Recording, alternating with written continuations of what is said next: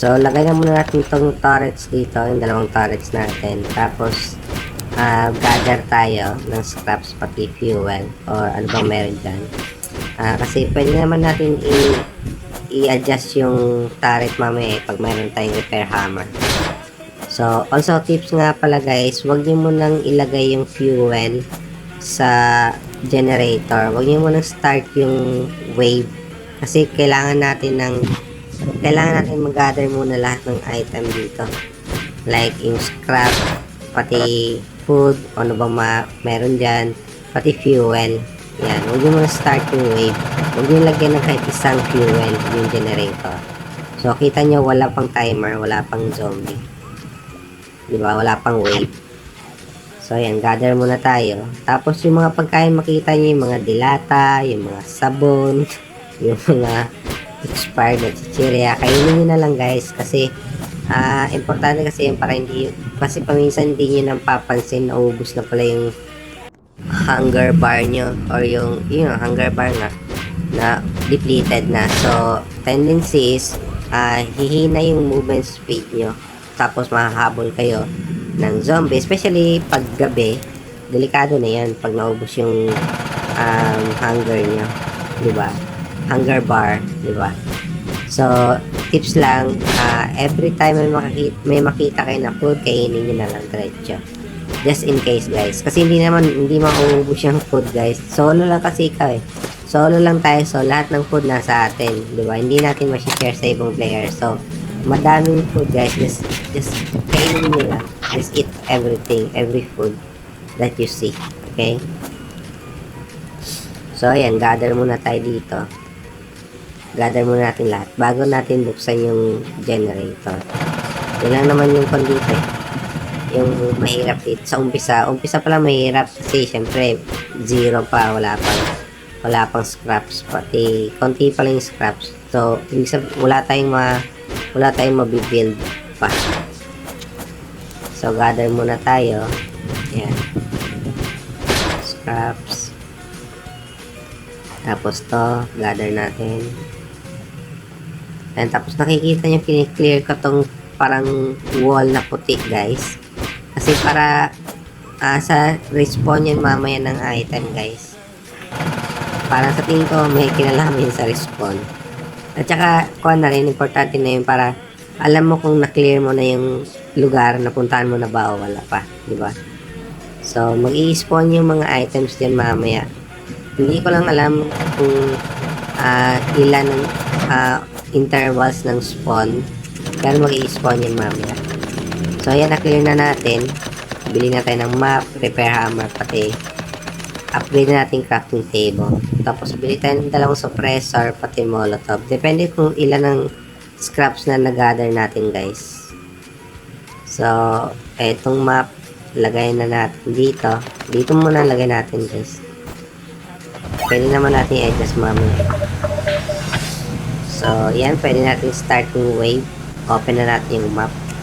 And then, punta tayo dito sa generator, sa power plant. So, instead of bed guys, hindi natin gagamitin yung scraps natin sa bed. So, instead of one day multiplier sa bed, gagawin natin is yung power plant na lang ang bubuksan natin. I-repair natin para makakuha tayo ng plus 1 day multiplier. So, ayan, punta tayong power plant. So, pwede tayong shortcut dito. Ayan. So, take advantage sa mga ganun, guys. Kung pwede natin ma-shortcut. Kasi sayang pa yun. Sayang pa yun sa oras. Ayan, repair natin. Nga pala, guys, yung magandang baril dito sa umpisa is kung may makakita kang revolver pati shotgun, yan yung pinakamagandang baril dito para sa akin. Kasi, yung revolver mabilis i-reload, pansin ko mabilis siya i-reload. Yung shotgun ganun din, mabilis siya kasi pwede mong ilagyan ng paisa-isa yung shotgun, di ba? Tapos pwede mo siyang iputok tapos reload putok, di ba? So hindi katulad ng ibang baril na kailangan i-reload niya muna lahat ng bala bago siya pwede bumaril, di ba? Hindi katulad sa shotgun na kahit isang pasok mo ng bala pwede mo na iputok. So yun yung gusto ko sa shotgun, guys. Pati sa revolver, mabilis ang reload ng revolver. Tsaka malakas. Malakas. 2 shots. 1 shot or 2 shot yung mga zombie dito. Yung mga maliliit na yun sila. Tsaka technique nga pala guys, tumalon ka, talon tira pag revolver gamit mo. Kasi tendency niyan, ma-i-aim siya sa head. So, tatas yung damage, mawawan siya. So, pansin nyo dito, pag babaril ako ng revolver, tumatalon ako. Especially sa shotgun, tatalon ka. Pwede naman hindi tumalon, pero hindi inay sa akin guys, hindi yung ginagawa. So, ayan, gabi na, first night. Lagay na.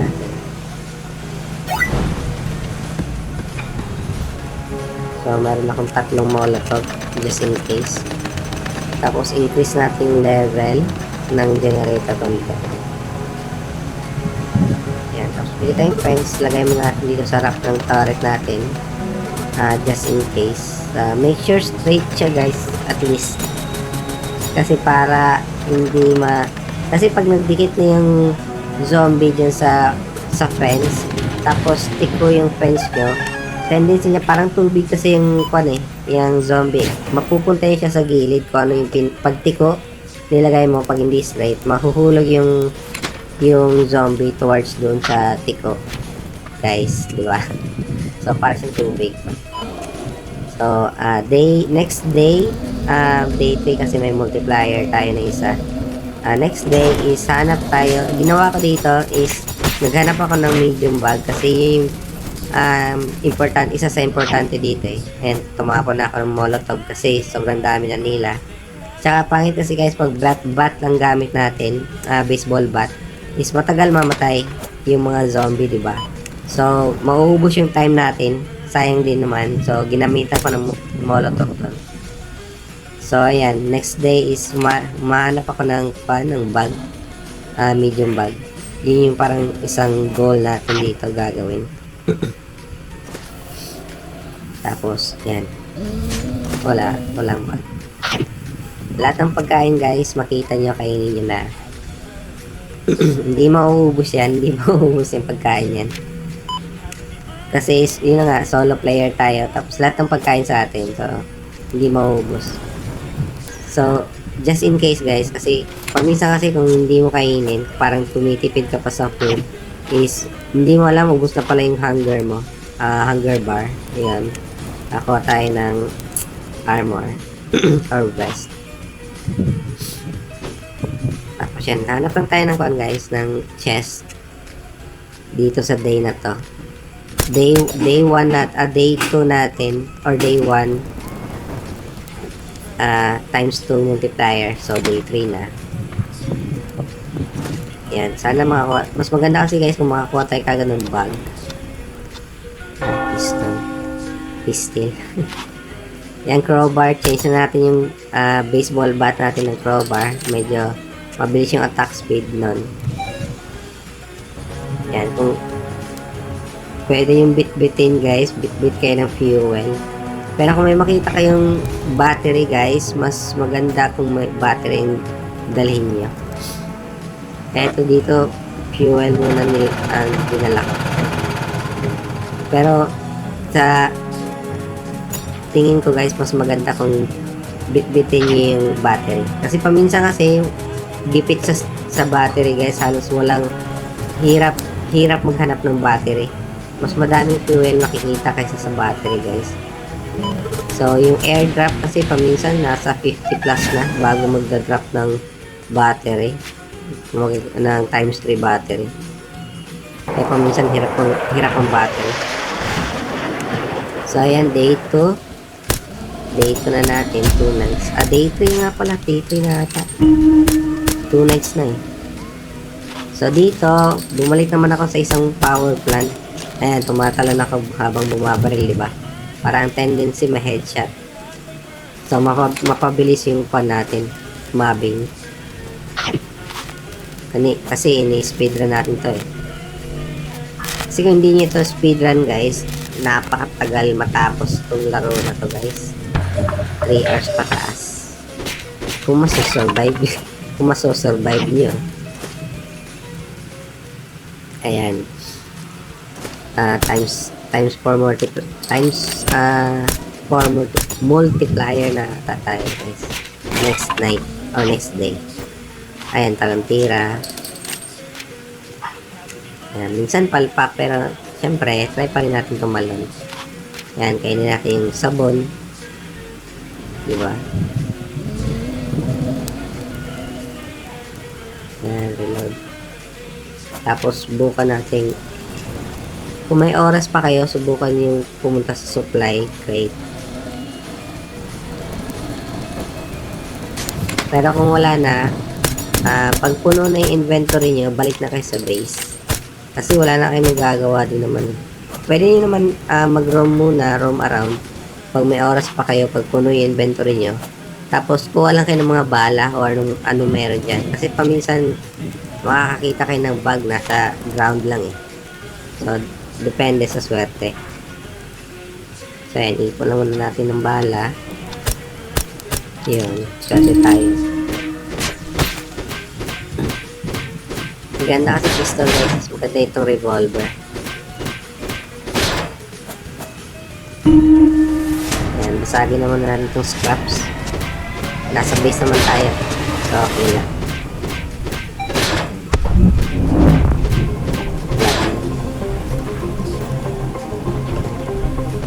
Yan, basagin natin ito guys. Wala namang mag-i-spawn na mobs na zombie dito. Kasi malapit sa base. Lagyan natin sa scrapper. Yan, bisa yan. Tumatal ang tira ko, diba? Tinulungan ko na muna yung turret dito kasi para mabilis tayo. Yan. Sabay buksan yung mga scrap. Pag tumawid ako ng isang linya guys, doon lalabas yung mga zombie. Nakapon sa akin. Pero kung dito lang first lane, itong road na to is wala. Hindi lalabas yung mga zombie. Nga pala guys, tips nga pala guys, pag ubos yung fuel ng generator guys, tapos umuwi kayo ng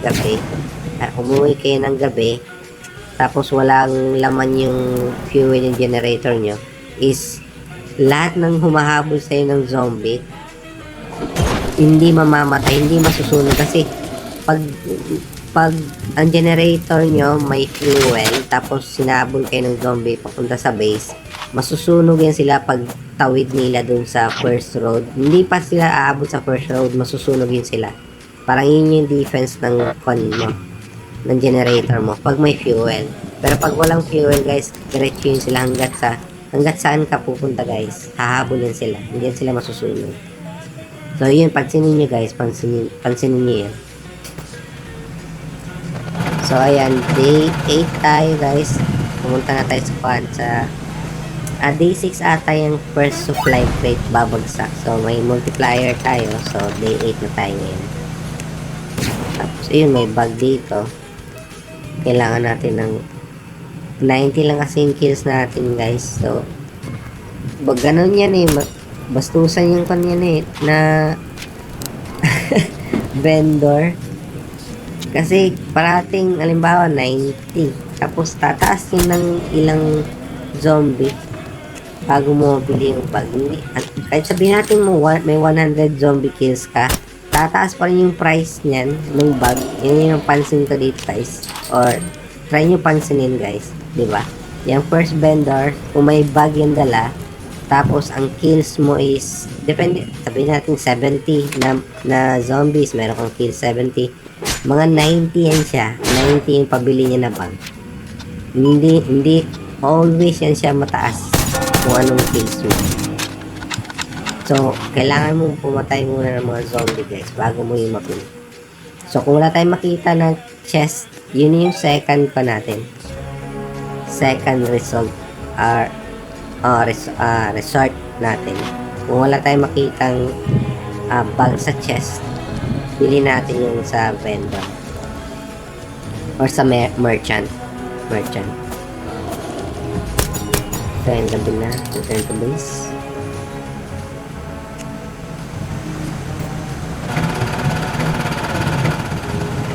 Yan, take advantage muna tayo. Yun na, nasunog, diba? Kita nyo guys, nasunog. Oo, yan, 120. Tapos, pag ang merchant nakapatay nga pala guys ng zombie, hindi yan counted sa'yo guys. Hindi mo yan counted as kill. Pero pag turret mo nakapatay, counted yan siya as kill mo. So ayan, try ko lumabas. Pero hindi counted yung kills ng nag-spawn na zombie. Yung mga wave lang ang counted. Kita nyo kanina, may pinatay ako. Diba? Hindi counted yun. So ayan, kulang. Diba? Bastusan na merchant. Ganun yun guys, pansinin niyo yung merchant. Next day natin is punta tayo dito.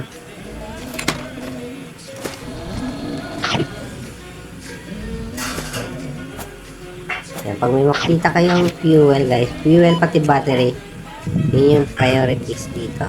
Pag limited yung bag natin, kahit sabihin natin madaming 20 na inventory natin, yung bag inventory, is priority pa rin yung fuel pati battery. Kasi kailangan natin ng ang max turret is 8, tapos max turret ng max repair drone is 4. So pag meron na tayong lahat, kahit sabihin natin hindi natin kunin yung battery, scraps na naman. Kasi yung importante muna dito is makakagawa tayo ng 8 na turret, pati 4 na repair drone para sa defense natin. Kahit yun lang guys, yun lang maipon natin. Malaking tulong na yun sa level 100 para makasurvive tayo dito na solo. Tapos yan, 1 minutes to go.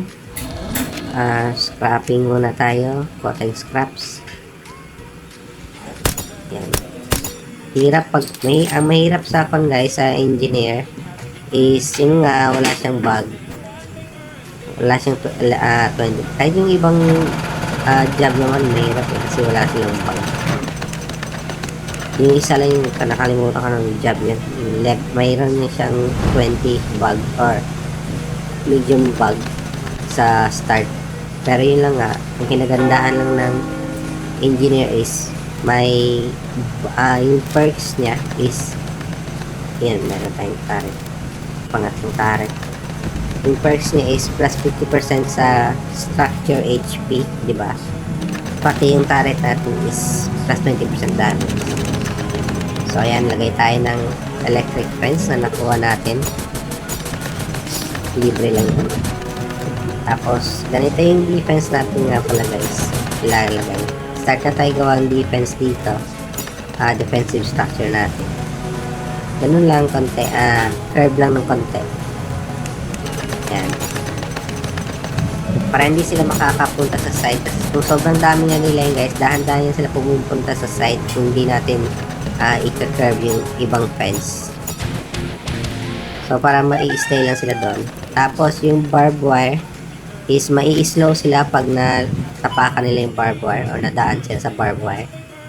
So yan na yung part 1 na video natin guys, kasi mahaba tong video na to, so pinutol ko lang para pakita sa inyo step by step para sa walkthrough natin. So kita-kits sa part 2 guys.